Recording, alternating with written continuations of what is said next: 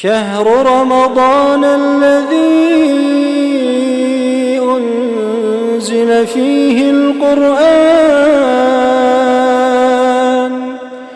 شهر رمضان الذي أنزل فيه القرآن هدى للناس وبينات من الهدى والفرقان فمن شهد منكم الشهر فليصمه ومن كان مريضا أو على سفر فعدة من أيام أخر يريد الله بكم اليسر ولا يريد بكم العسر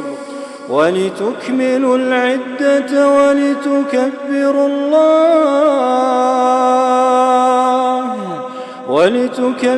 الله على ما هداكم ولعلكم تشكرون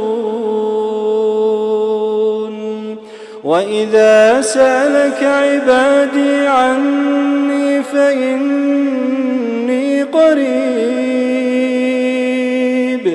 وإذا سألك عبادي عني فإني قريب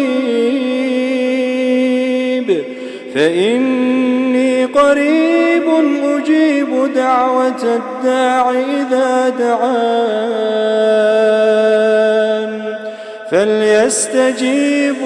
لي وليؤمنوا بي لعلهم يرشدون.